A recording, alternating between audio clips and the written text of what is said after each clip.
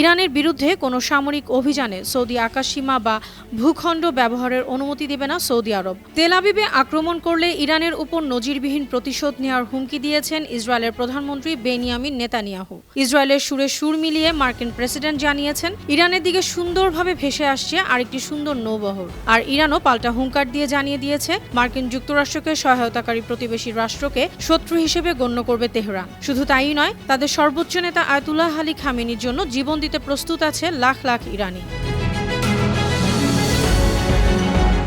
মঙ্গলবার এক সাক্ষাৎকারে বেনিয়ামিন নেতানিয়াহু বলেছেন, ইরান আবার অক্ষশক্তি ফিরে পেতে চাইছে, কিন্তু তারা এমন কখনোই হতে দেবে না। ইরান ভুল করে ইসরায়েলে আক্রমণ করলে এমন জবাব দেয়া হবে যা ইরান আগে কখনোই দেখেনি। প্রেসিডেন্ট ট্রাম্প যা সিদ্ধান্ত নেবেন সেটাই হবে, আর ইসরায়েল রাষ্ট্র যা সিদ্ধান্ত নেবে সেটাও হবে। এদিকে আগুনে ঘি ঢালতেই যেন মার্কিন মুল্লুক থেকে ঘোষণা এসেছে, আরও একটি সুন্দর নৌবহর সুন্দরভাবে ইরানের দিকে এগিয়ে আসছে। সেই সঙ্গে ট্রাম্প আশা জানিয়েছেন, তেহরান যুক্তরাষ্ট্রের সঙ্গে চুক্তিতে আসবে।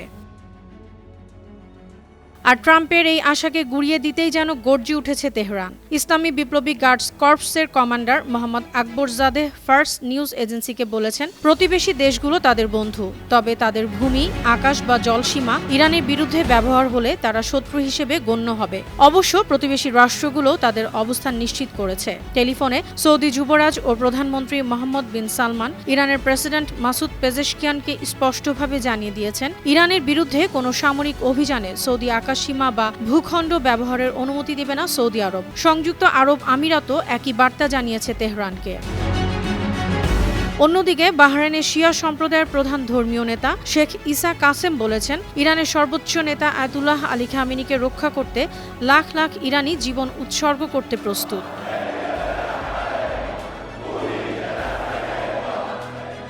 অনন্যা চৈতি, আন্তর্জাতিক ডেস্ক, বানো টিভি।